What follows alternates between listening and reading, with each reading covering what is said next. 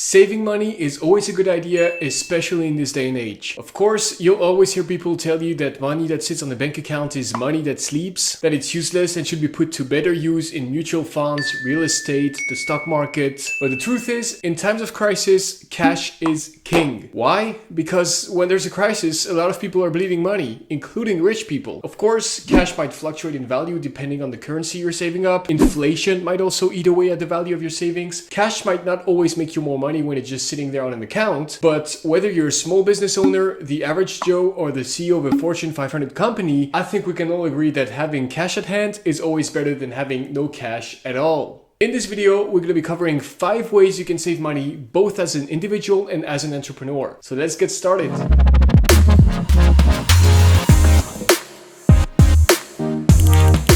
If you can't buy it twice, don't buy it.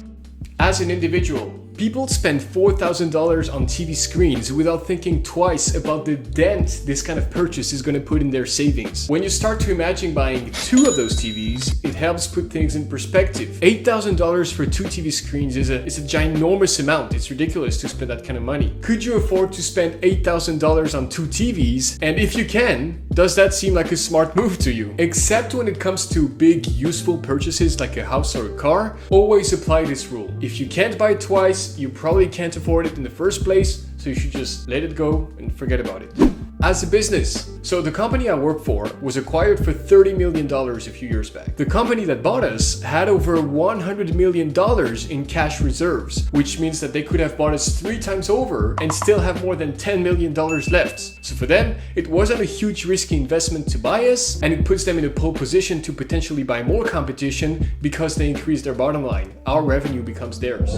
Rule number 2, treat yourself, don't trick yourself. As an individual, when you work hard and you make money, you deserve to reward yourself once in a while. But the thing is, it's very easy to justify any stupid purchase by saying this type of stuff. Like, oh, I worked so hard, so I deserve to buy myself a $4,000 TV, right? It's good to treat yourself, but you also have to think of the value you're going to get for the money you're going to spend. So going back to the TV example, ask yourself a very simple question. Do you need a $4,000 TV screen? And you might say, well, I like to watch nice nature documentaries and it's amazing to have a very sharp 4K picture for this kind of stuff. Also, the sound system is amazing on this thing. No, but really, I didn't ask you whether or not this was a good TV. I'm sure it is for that price tag. What I'm asking is, do you actually need this in your life? Don't trick yourself into thinking you need expensive stuff when your life would be no different without those things, especially if, in that case, if you already have a TV. If you want to see nature in 4K, how about going outside or rewarding yourself with a trip out of town? Every time you want to treat yourself,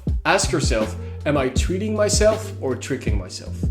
As a business, one day I was at the office at work and the topic of exercise at work came up. And I ended up going on Amazon to show my colleague that they had those really cool like office treadmills that you can slowly walk on while working on a stand-up desk. So you're just standing like this working and you can slowly walk on the... Here's a video to show you what I mean. Yeah, that thing.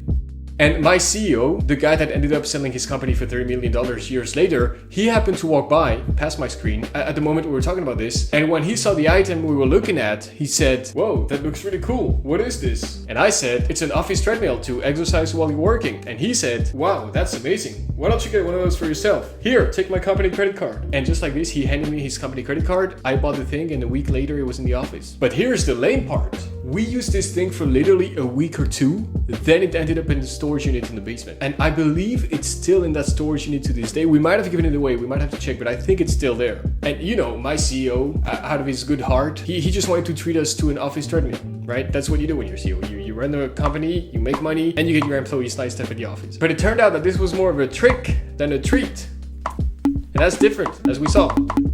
I mean, this thing was a $600 purchase that we rarely used and or needed. And in the grand scheme of things, this purchase doesn't even matter as a company, especially when you consider that he ended up selling his company for $30 million.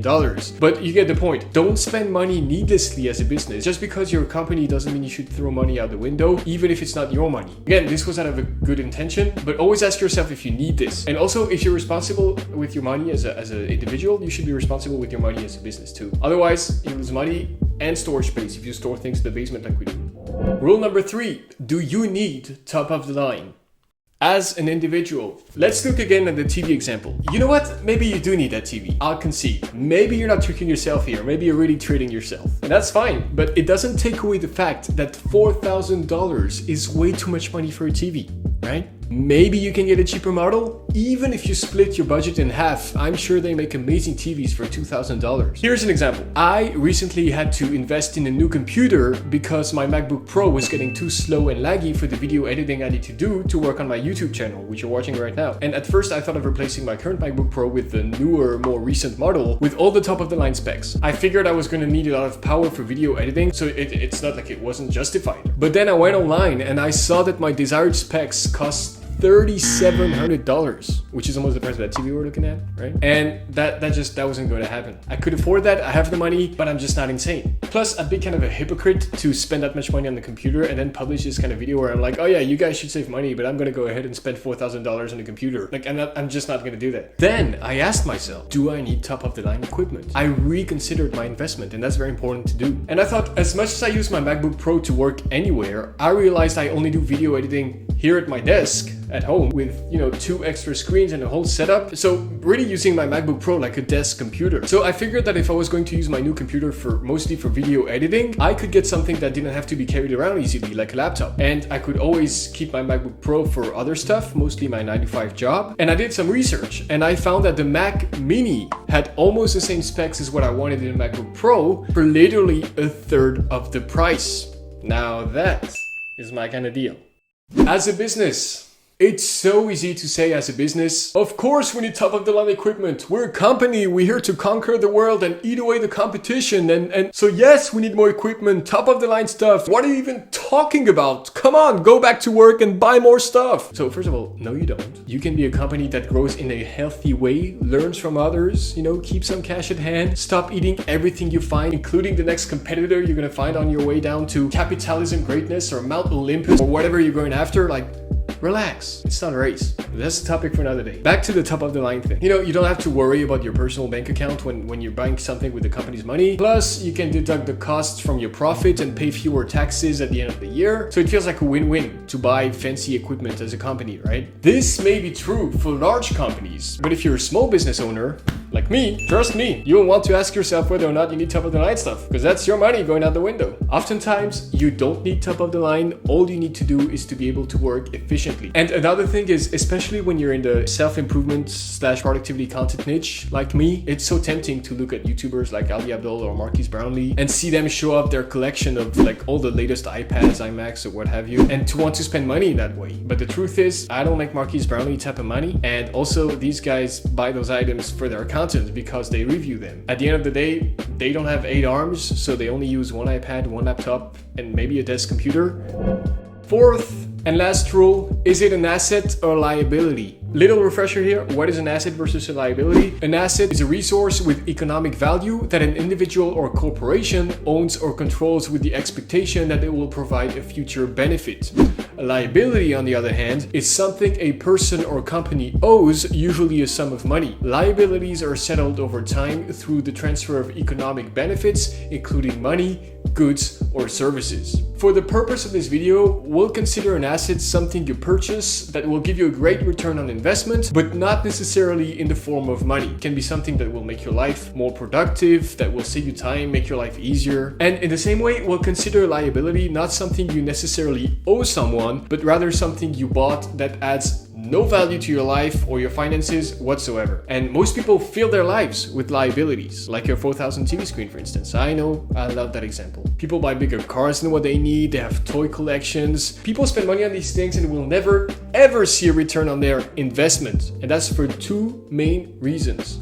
That's 4, whatever. Number 1, the item purchased starts decreasing in value the moment they buy it, and they will never sell it for more than they bought it, except in very rare cases like with collectible cars, watches and such, but very few people buy a car in the hope of making money from it. And number 2, it may give them a sense of emotional reward for some time after the purchase, but that feeling will usually wear out quickly, and that's why we end up buying more. So we feel like we're getting a return on investment for a few days, like a sugar high for a few days, but it goes away really quickly. Few people fill their lives with assets. Things like investing in better work equipment, an at-home gym, educational apps, courses on topics that interest them, books. And that's a shame because these have a lot more advantages. Number one, the item purchased doesn't necessarily decrease in value right away from the moment you buy it. And even if it does, it keeps yielding a return in your life for as long as you use it. An at-home gym will make you fitter for as long as you use it. A book will bring you knowledge for as long as you read it. Number two, usually you can also sell those items back if you need cash,